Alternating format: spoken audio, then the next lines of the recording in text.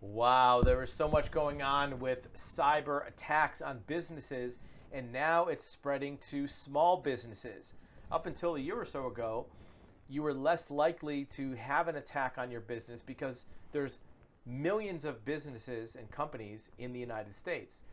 The chances of you getting hit were small because it's just the luck of the odds. But now the fraudsters, the cyber attackers, are using AI to just blast out thousands and thousands of cyber attacks every single day. So almost every business will be hit with a cyber attack, including small businesses, large businesses, government agencies we're seeing get hit with cyber attacks.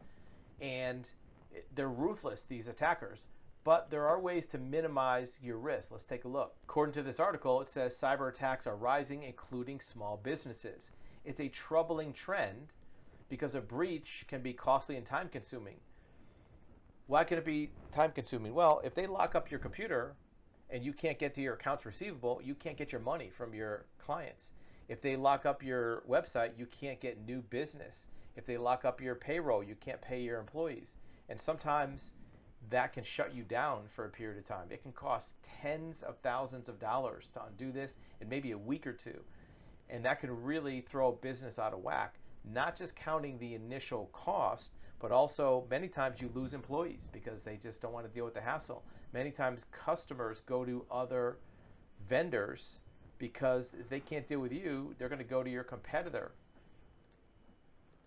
And the article says something very smart. Small businesses should have a plan in place to prevent cyber attacks. That's the key. Now, there's a couple ways to do it. You can do your IT department, have a plan for the cyber part of it, but also you should have a defense plan, just like you have for fire or other types of catastrophes. You should have all the departments have a representative that knows what to do if this happens. Now, if you have a cyber insurance policy, again, we're self-interest, we sell cyber policies. Most of these policies, the insurance company will give you active monitoring that monitors your network, but also a response team. So if you have an attack, you pick up the phone and say, hey, I think we're getting hacked. And the insurance company will step in and do a lot of the work for you. And it says that here too. If your business has been breached, it's best to work with a cybersecurity executive within your company. Well, do you have that? Or a trusted third party? Do you have that? Do you want to pay for that?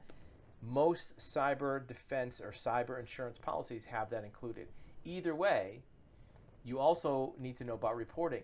Attacks must be reported to federal authorities within 72 hours if you're a certain type of company and you're pretty sure it happened. If you don't, you could also have fines, regulatory prosecutions, but also your clients may be able to sue you if their information is released and you didn't report it. So make sure you get good advice on preventing and dealing with a cyber attack. You can reach us on our website, riskcoverage.com, for more information or to do a consultation.